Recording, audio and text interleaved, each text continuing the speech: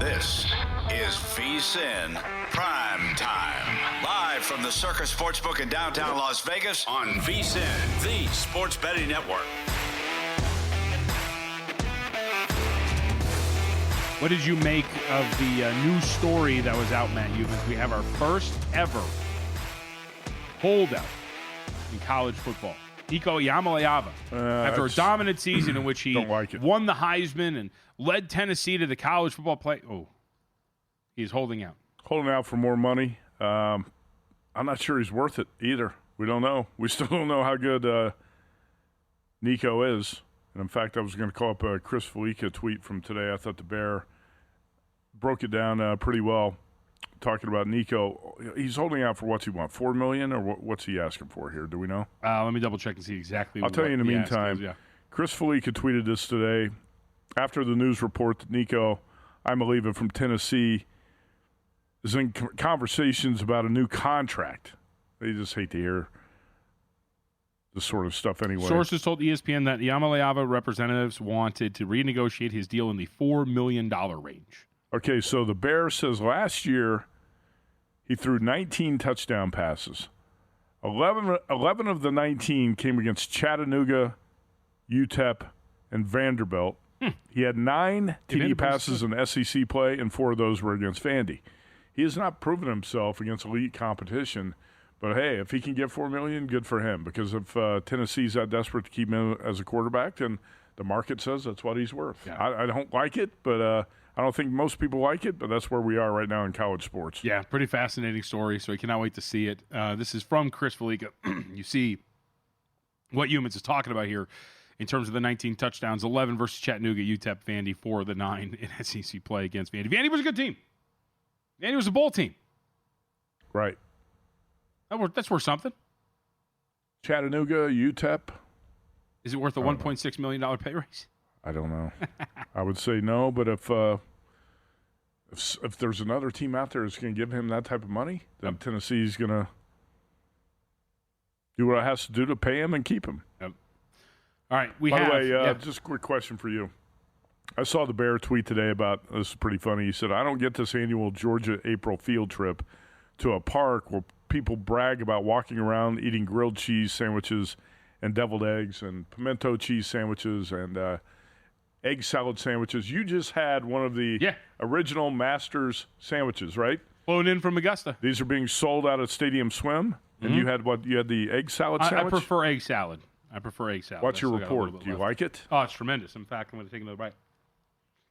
Oh, yeah. Doesn't look that good. Egg salad? It's egg salad. Of course. I know we confirmed that. Well, what do you mean it doesn't look good? I mean, it looks like egg salad.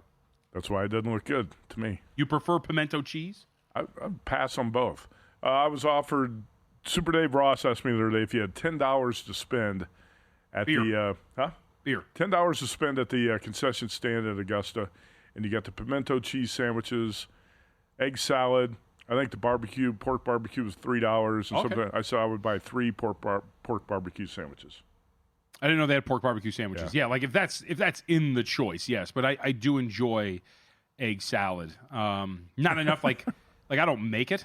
I'll probably have egg salad like doesn't look good to me. I don't know. Do you like eggs?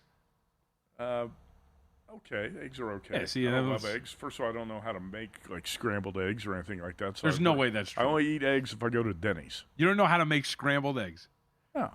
First of all, I don't have any pots and pans at home, so I'm not going to make it. What? If I eat eggs, it's when I go to Denny's, and that's unbelievable. Why? You know how screwed you are if society comes to an end? Not screwed at all. Why? What are you going to do? I got plenty of Dinty Moore beef stew boxes up in my cabinet. I could eat that. Why? Unbelievable.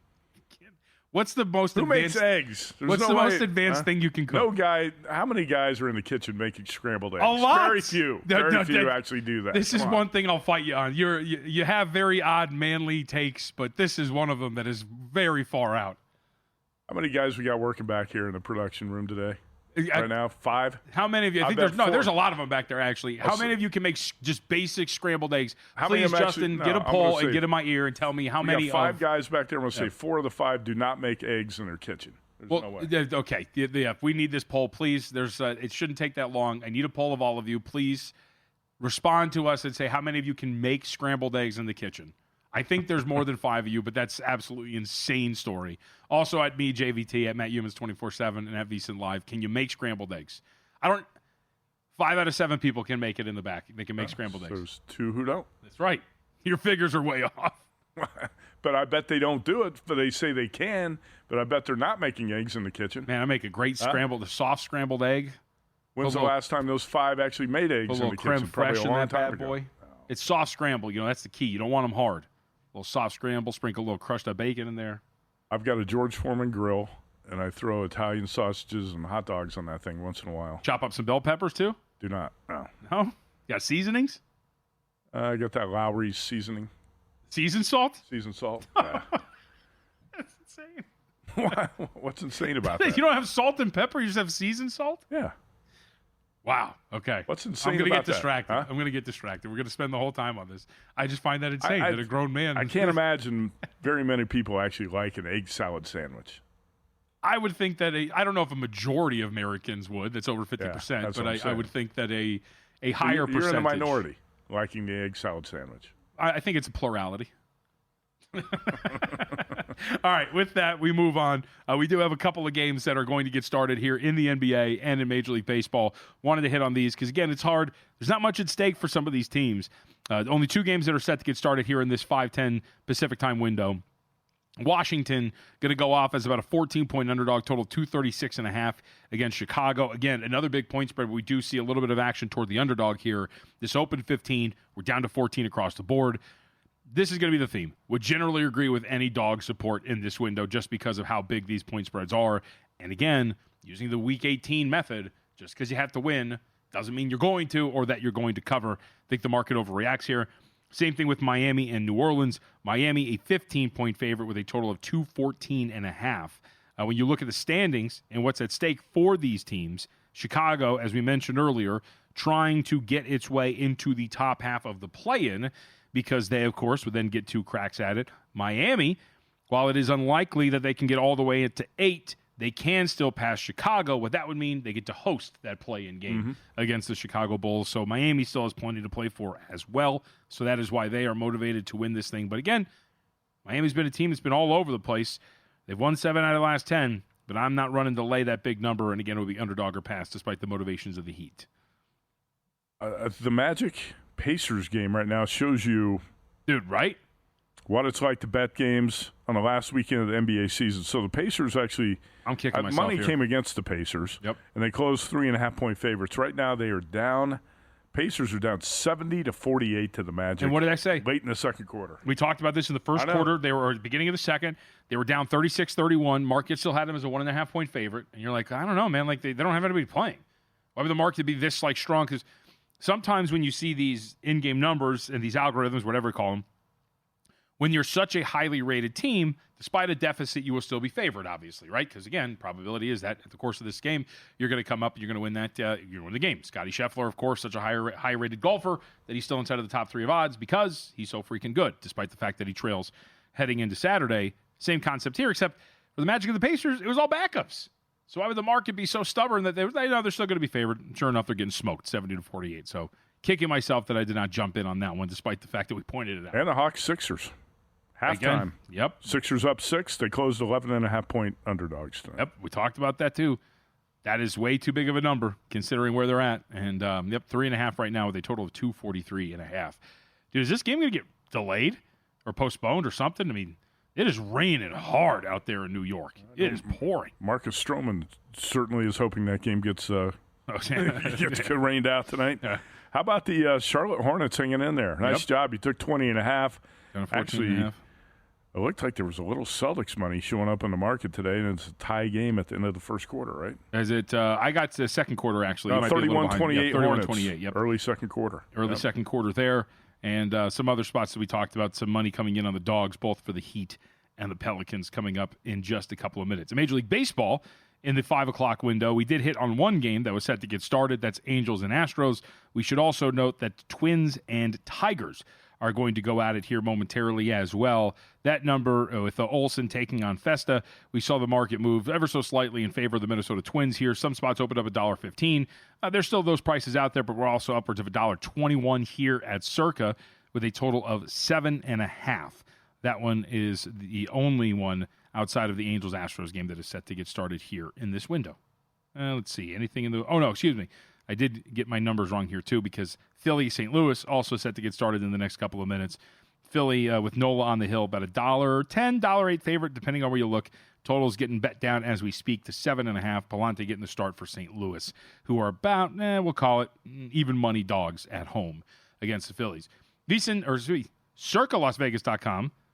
Use the promo code VSiN15, and you can get 15% off at any of the wonderful places here in Las Vegas. Circa, the D, Golden Gate. Promo code is VSiN15. Book now, save 15% off. Go to CircaLasVegas.com. How you feeling about your Warriors? I want to get into some of these playoff odds and numbers, but how'd you feel about them after that loss to San Antonio the other day? Not great. We'll talk about that after the break. Scott Kellen. Yeah. Football contest champion. Scott Kellen text says, this is great. Eggs every day for me, scrambled at that. So hell yeah. Scott Kellen's in his kitchen making scrambled eggs. I've got, you know what I got right here? Yep. A sausage sandwich from Jackpot's up there I'm going to eat during the commercial break. What's it got on it? Well, I didn't make it. What's it got on it? Cheese. And? Might have eggs. It does have eggs. It does have eggs. I didn't make them. But you're eating them. Yeah, eggs are a very key staple. I didn't say in the I American don't eat eggs. diet. I do eat eggs when I go to Denny's or if they put them on a sandwich. We have lots of reaction to this, by the way, that we have to get to at some point. This is insanity.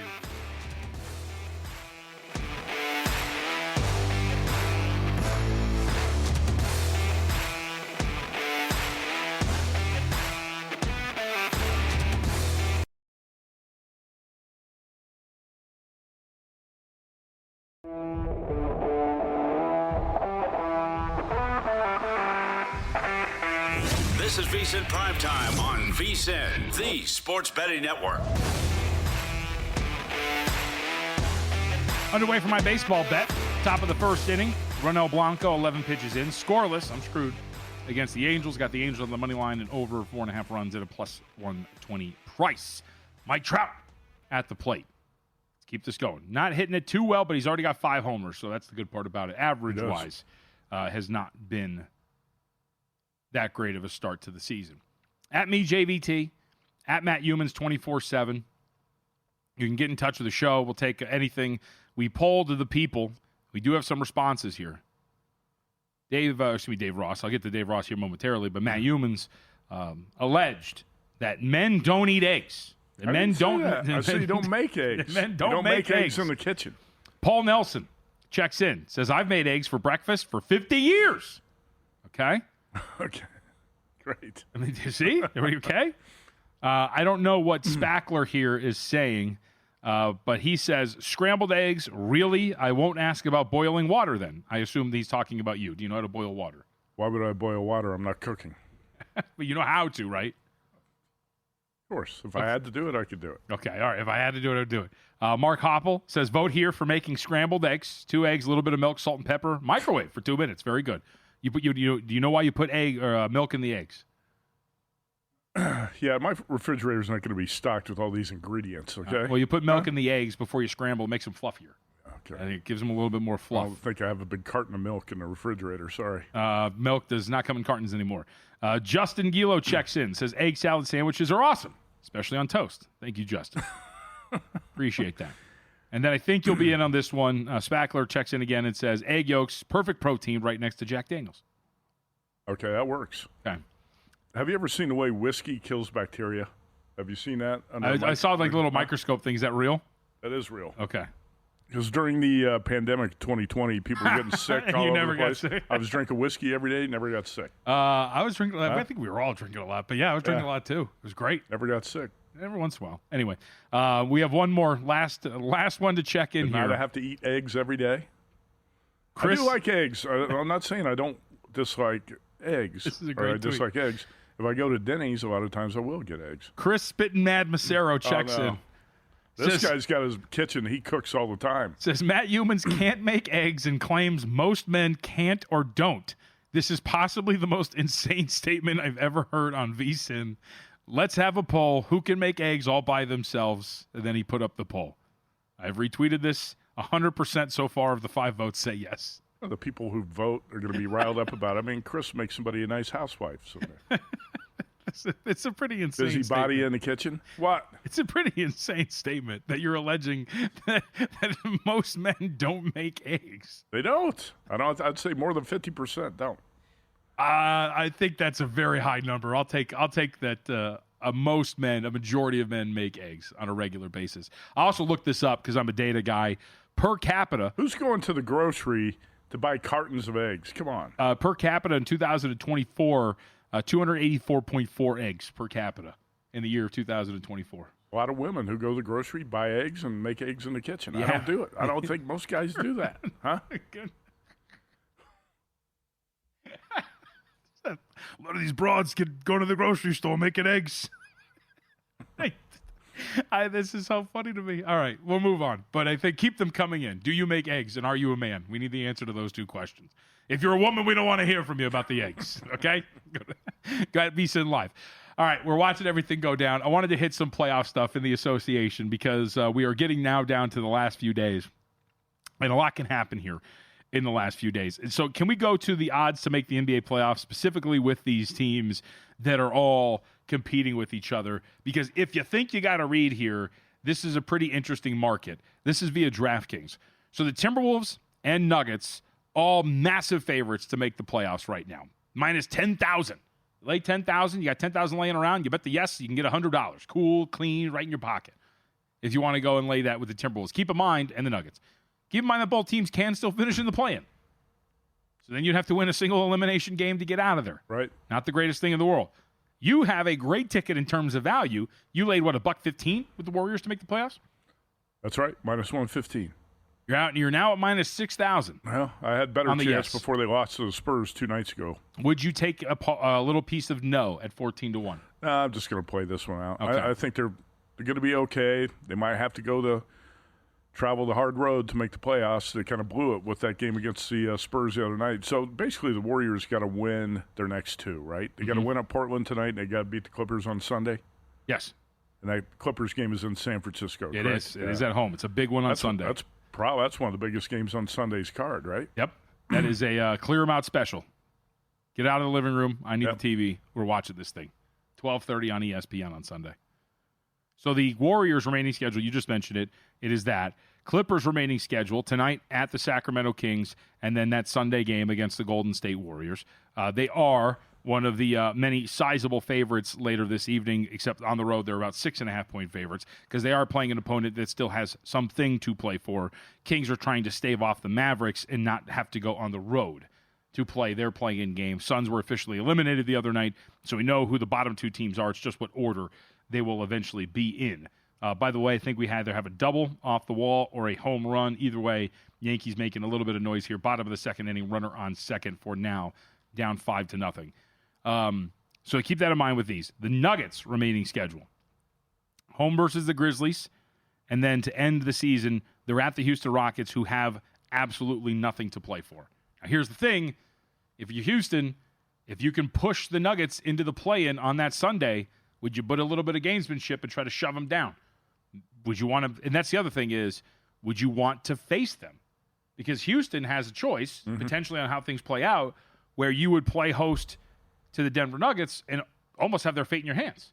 All right, we can rest our guys one more day and give them an opportunity to win and get inside of the top 6 and avoid playing them as the 2 seed, or we could beat them here, have a shot that they fall to 7 potentially, and if they win that, we get them in the first round. How do we feel about facing them? So that's going to be an interesting dynamic as well. Again, Denver minus 10,000.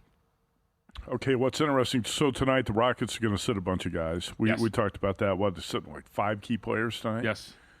I think the Nuggets could be a dangerous team in the West playoffs, and here's why.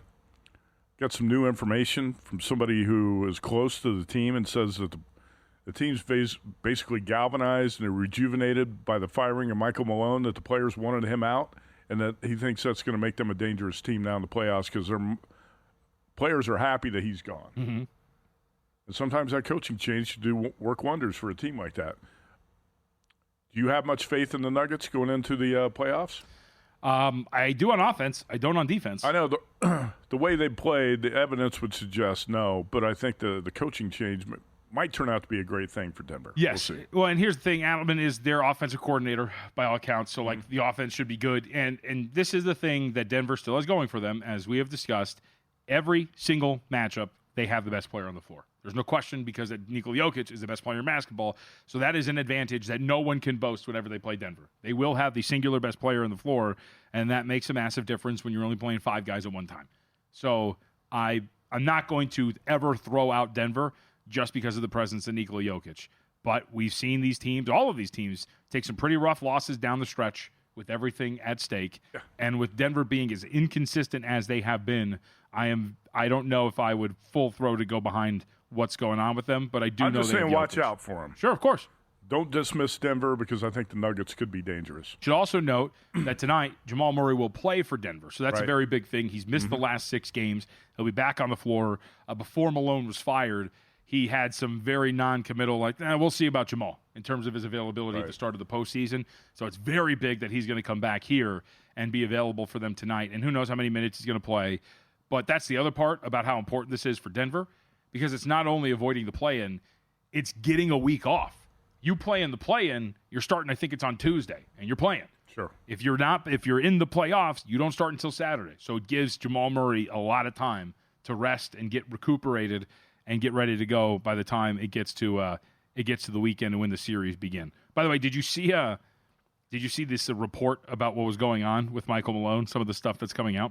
Yeah, I have heard some of that, and I guess I'm not stunned by it, because he does come off as a hard ass, right? That is probably not a player's coach. Sure. But some of the petty stuff behind the scenes too, right? Yeah, the petty stuff. I think he'd be above some of the petty stuff. I mean, I saw one report. I thought this was ridiculous. I saw one report that players on the roster weren't happy because Malone was giving Nikola Jokic and Jamal Murray preferential treatment. Yeah, no bleep. Of course. Well, they've earned it. Yes, of course. That's what I'm saying. Look at this roster. Who's complaining about that? Julian Strother? I didn't see that part. I was talking about some of the other stuff. Yeah, this was one of the ones that came out, too. I was amazed. I was like, dude, I would kick every single one of them. What do you mean preferential treatment? He's Nikola Jokic, and Jamal Murray was their second best player on the way to a title. What are we talking about? It was amazing. We'll see. Not the best spot to be in. By the way, Yankees, you took 4.5. You're inside the number. They have played at 1. 5-1 with a runner on second. Did you take 4.5? No, I did not. You should have. I should have. All right, we'll take a break. We continue to roll through a lot of crazy odds that are up for the NBA postseason.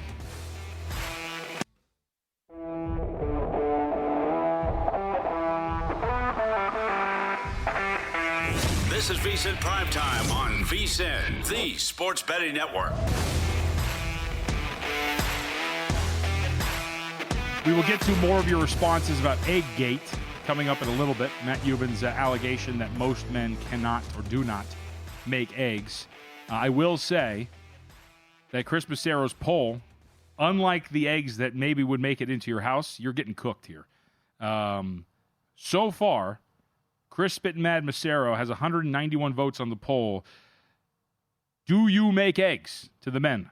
191 votes. 88% say yes. That's not an accurate representation of what's going on here. There's no way. There is a rule in polling. Who vote in polls like that, or the people who get upset about stuff like that? Come on. There's a rule in polling that your sample size you'd like to be 1,000. Then you can statistically say that is an accurate poll. So we're 800 votes away from that. Let's see if we can get there. But so far, that's a joke. 88% of men say that they make eggs. No, zero chance. It's true.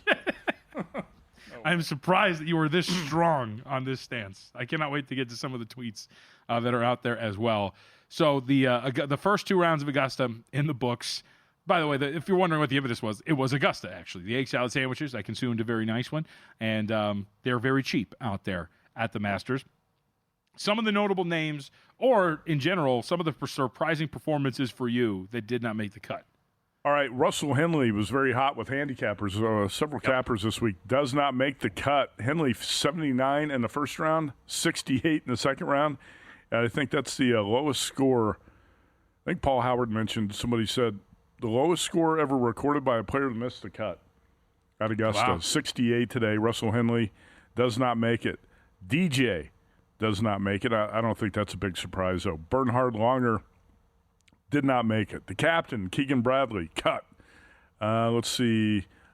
Tony Finau does not make the cut. Sergio, goodbye and good riddance. Sergio gone for the weekend. Nobody wanted Sergio around for the weekend anyway. Well, I think some who bet him did.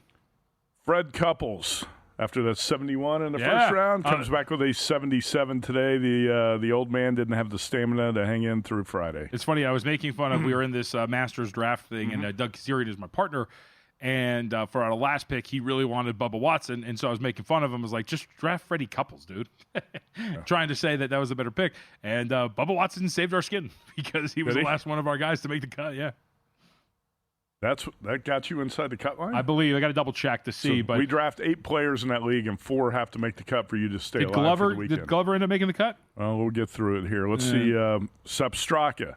Yep. Did not make it. That was a very popular one, really quick with Straka. Straka was really popular. Yes. Adam Scott, former Masters champ, I think in 2013, does not make it. Billy Horschel, goodbye. Phil Mickelson blew up late today. He does not make the cut. Brooks Koepka, Indy Jeff Seeley's hero, is fading fast. Brooks Koepka with a 74-75, go home. Cameron Smith does not make it. Johnny Vegas, Bobby Mack, Robert McIntyre doesn't make it. Cameron Young, I tell you, talk about that was ridiculous. Mental mistakes. Cameron Young blew up. What green was that? Was that the I had to double check what hole that 16th, was. 15th, 16th today? What, he 4-putt, something like that? Yep. Cameron Young, 72-79. No thanks. Taylor Pendrith, Will Zalatoris, Cam Davis, Matthew Pavone, Angel Cabrera. That's it. That's pretty much the notable names to miss the cut. But, boy, there's some big names on that list who are not going to be around for the weekend. I'll tell you, how about these players who barely made the cut, who got in at +2, just skated on walking a tightrope on the right side of the cut line. John Rahm, 2 over. J.J. Spahn, Patrick Cantlay, Jordan Spieth, Tom Kim, Zach Johnson, Joaquin Neiman, Akshay Bhatia. All those at 2 over just barely made the cut. Top 50 in ties make the cut at Augusta, and that's where we are for the weekend. Justin Rose, 8 under. Bryson DeChambeau, 7 under. Waiting for Circa to get out the updated adjusted odds for the weekend. Sam Cooney of Circa Sports is going to join us. I believe he said 6 p.m. Derek said when he was with the guys out at the pool. 6 p.m., I believe. We should be up soon here. And Sam Cooney's going to join us at 7 to talk about that. We got Johnny Avello of DraftKings coming on at 6. About 25 minutes away. I'll tell you what, with Justin Rose, DeChambeau, Rory, Corey Connors, Lowry, Hatton, Scheffler, I guess you could even include Hovland, Day, Matsuyama, Morikawa, Oberg, Schauffele, Fleetwood, all those players within 6 strokes of the lead. Yeah. This is going to be a great weekend at Augusta. I mean, Oberg is, I've also got a ticket on him, and he looked like maybe he was going to get back into this thing and get a little feisty. He kind of fell off down the stretch. But at the very least, I know a lot of people thought that his form wasn't the best and that maybe he wasn't really worth it. At the very least, he's showing a little bit of fight. So I was pleasantly surprised by his showing there today for him. Yeah, I'm going through, by the way, and I'll find out what is happening in terms of our draft and get some of those scores put together. But very much looking forward to it. And still alive for the weekend. That's very good. Update from the association. Halftime. Looking good if you took the Hornets on the points tonight. Celtics 54-53 over the Hornets at the half. Pacers getting pummeled tonight by the Magic, 81-53, mid-third quarter. And that one, and what else? You need the Hawks to win tonight, right? The Hawks have now taken a 74-70 lead in Philadelphia. No, I'm done. That thing is... is that dead? Yeah, it's dead. These guys.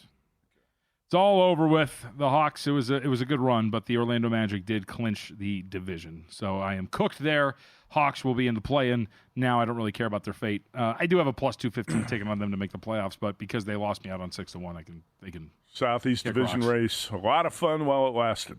A lot of people were watching. I know. A lot of people cared. I know. Same amount of people that make eggs, which is more guys probably make eggs. A vast majority of Americans do make eggs.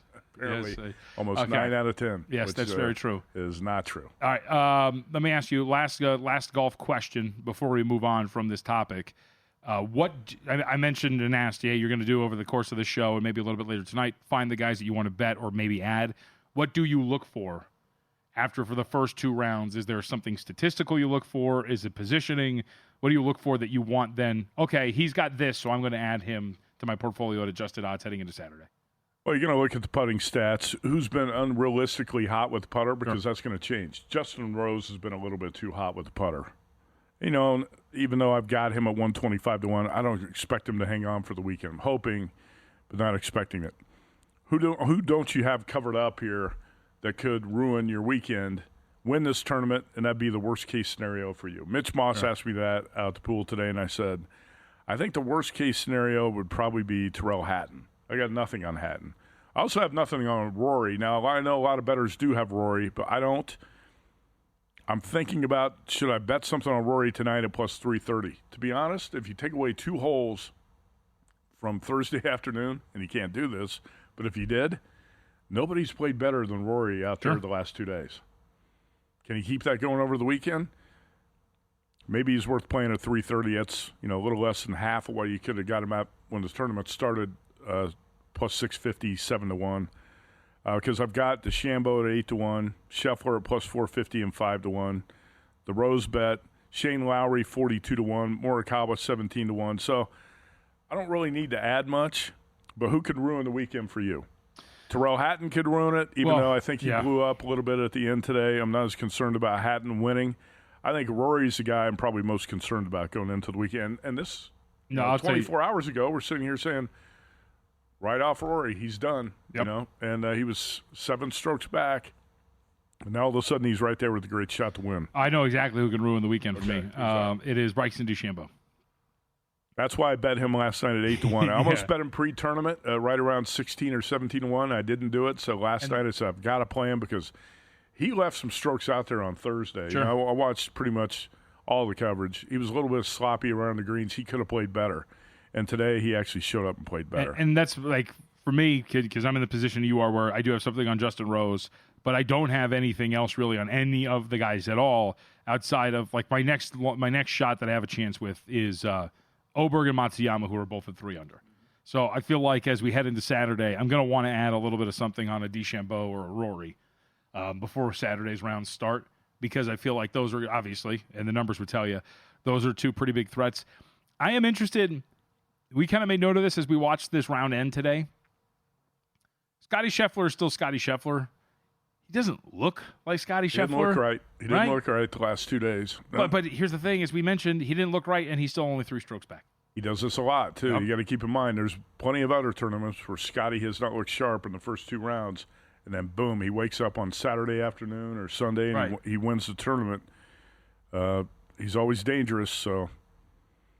Adding, I think, small pieces. That's why I bet him pre-tournament, actually. Somebody asked me, how could you bet Scheffler at that price, plus 450 or 5 to 1? I said, well, let's put it this way. When you wake up Sunday morning and Scotty Scheffler is like plus 150 or minus 150 to win the tournament, you're going to wish you had the 5 to 1. Correct. Especially when Justin Rose is like, 2 over after the last 2 days or whatever it is. All right, we'll continue on this path. We have plenty left to update on Egg Gate and, of course, a look at the late night in the association. And coming up in 20 minutes, I think Johnny Avello, is he going to join us? Can't wait to hear from him.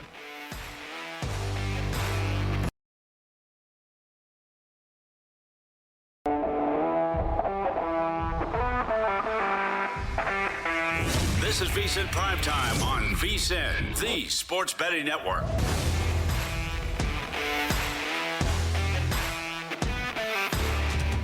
1-0 Astros up on top of the Anaheim Angels. Keeping track of that. I got a bet on the Angels money line and over their run total of 4.5. That is really the only thing of note. We're keeping track of some of the big dogs in the association. Big dog. Got the Charlotte Hornets catching 20.5 against the Boston Celtics. They are down by 1 at the start of the third. That's the game of the night for me. 53. That's our primetime game of the night. Yeah? Yeah. See if we maybe get that on 10, please. When you get a chance, we'll get that up there. I want to see a 20-point dog pull off the upset in the NBA. Oh, it'd be great. It'd be fun. We would very much need it. With that, at me, JVT, at Matt Youmans 24/7. What's up? Time's the show over? This show was over at 8 p.m. So in 1 hour, 2 hours and 45 minutes. Wow. I got to get out to the grocery before they close and buy some eggs. So can we get out of here? That shows that you don't go to the grocery, as you say, because a lot of them are open like 24 hours. No. Yeah, there's a lot of grocery stores. The pandemic ended that. No. Why would the pandemic end? Walmart doesn't even stay open 24 hours. Yeah, it does. Most of them don't. Yeah, there's a lot of Walmarts that open 24 hours. Walmart used to be open 24 hours. The pandemic changed it. Now a lot of them close at midnight. No, there's a lot. There's quite a few. Target closes at 10 p.m. Yeah, Target's upscale, though. Walmart open 24 hours. There's an Albertsons near my house that closes around 9 or 10 o'clock at night. Sure. Okay. All right. Maybe you got to get there. I got there. As many men do. As many men do. I'll tell you what I got the last time I was there. This is a food tip. This is a pro tip. Okay. I know a lot of people like berries. I do too, but I also like Banquet. You ever get the Banquet Salisbury steak family size box? No. It's got like 6 or 8. I think it's got 6 Salisbury steaks in it. Yeah. You can get that at Albertsons for $4. It's the best thing money can buy in the grocery store. Yeah. That'd be great for your kids. I guarantee your kids would love it. You put this box of 6 Salisbury steaks in the oven. Takes about 40 minutes to heat the thing up. Okay. It's like 6 little slices of heaven. Okay. I will Banquet, take that. Salisbury steak, family-sized dinner. I don't remember. You can get them Albertsons for $3.99. It's an incredible value, and that's the only reason I go to the grocery store to get frozen pizzas and stuff like that. I don't remember the last time I had a frozen TV dinner. Now, frozen pizzas and stuff, we'll get those all the time. But like frozen TV dinners, like the Salisbury steaks, I think I was a very small child the last time I had one. Or maybe like in college and very poor. Okay. That was probably it. All right, Julian Edlow checks in. Julian Edlow from DraftKings? Yep, that's right. I make eggs for my kids multiple times a week. First of all, I didn't even know he had kids. Yep. If you have kids, a higher percentage chance you're going to know how to make eggs because you got to make food for your kids in the morning. That's a fair That's what you do. That's a fair thing. Okay. Yep. Yeah, we do. We do. Let's see. Who is this? L.A. Joneser, Greg Jones. Who in the world can't scramble an egg? All right. So I assume that Jones here is on the camp of men who can scramble an egg. If you don't go to the grocery and buy eggs, you're not going to scramble them. I mean, the skill, though, like, I'm not saying you do, but you're alleging that you cannot. Like, that is a skill that you do not have. Well, I've never gone to the grocery to buy eggs. I've never tried it. Weston. Weston. Rare Youmans L. Unbelievable. Guy in Cornfield. This guy knows some stuff. Placed high in the Circa Friday Football Invitational. Average Joe. I'll have Steve Fezzik make some eggs for Weston. The Steve Fezzik? Where's Steve Fezzik on this? Steve Fezzik's a sharp. I don't know if Fezzik has checked in. I would be surprised if he knows how to make eggs. Mikey P. I love making a good omelet or breakfast sandwich on a weekend morning. I find this stuff hard to believe. I mean, this is getting to denial stage now. All right, there's mounting evidence here that many men make eggs on a regular basis. There's a lot of people who are not tweeting us who don't make eggs. The silent majority. You gotta remember. Yeah. The silent majority. Hard to make an egg if you don't know how to pan or cooking utensils. That's a very good point from Ron from Dallas. True. He assumes he's talking about you, obviously. And I don't. That's I don't true. have any pots or pans or things like that. So I can't believe that there are guys who go to the grocery store and buy a carton of eggs and go home. I feel like you just picture these men like skipping into the store like, I'll take some eggs today. Like, I don't know what is so unmanly about this. Let's see. All right, Michael checks in. Michael Burns. Love Youmans. I'm 61, single. Eat a lot of eggs. Scrambled, over medium, over easy. Easy and great. Add some cheese, peppers to the scramble. He's jumped the shark on this subject. I get that reference, by the way. Ponzi, right? Right? Ponzi? What's his name? Good Times? What? I don't know. What's the episode he jumps the shark, you got right?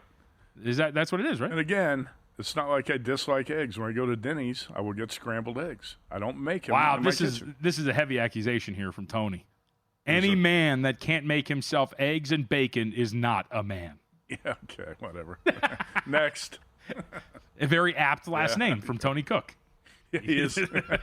How'd he get that last name? Right. Grew up in a family of cooks. Updating this too before we change subjects I love here. bacon too, by the way. Bacon's very good. Yeah. Can you make bacon?